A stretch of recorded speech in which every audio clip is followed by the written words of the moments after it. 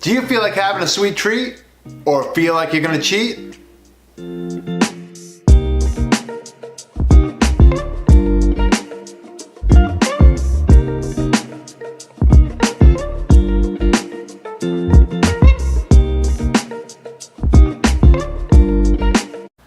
So, first of all, you want to ask yourself, am I really hungry? Sometimes cravings are psychological.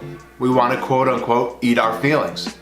Something bad has happened at work or at home, we're stressed, so we want to reach for something familiar that we know and that we like. And that usually is something from our pre-keto days. So the best thing to do is just analyze what's going on in the situation if you're stressed, or if something else is driving your emotions and not physical hunger. Secondly, some cravings are caused by deficiencies, believe it or not. Sometimes when you're craving something sweet and starchy, it's because you're not drinking enough water. So there are several tricks. Eat a lot of good fat. When you get a craving, try having a high-fat meal made of good animal fats, or macadamia nuts, or an avocado.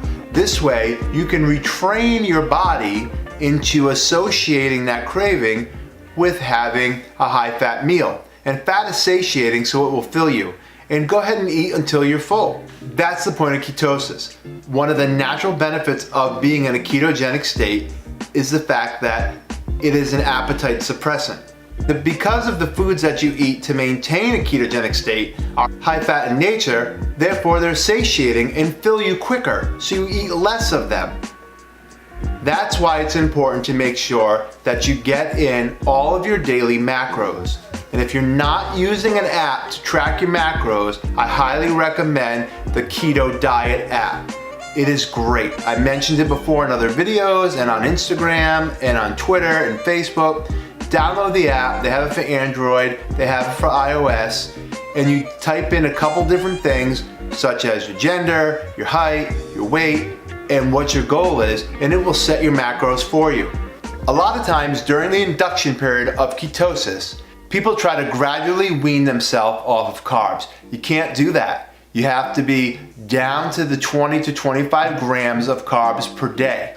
You can't try to wean yourself off because that'll only protract the amount of time that it takes you to get into ketosis, which will help you eventually to stop the cravings.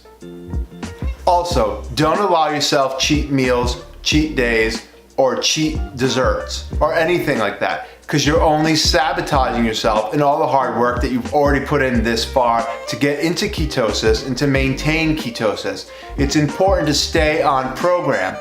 Another trick is try to avoid artificial sweeteners and the sugar alcohols too early into induction, because overusing these products can reawaken those cravings for something sweet or a carbohydrate.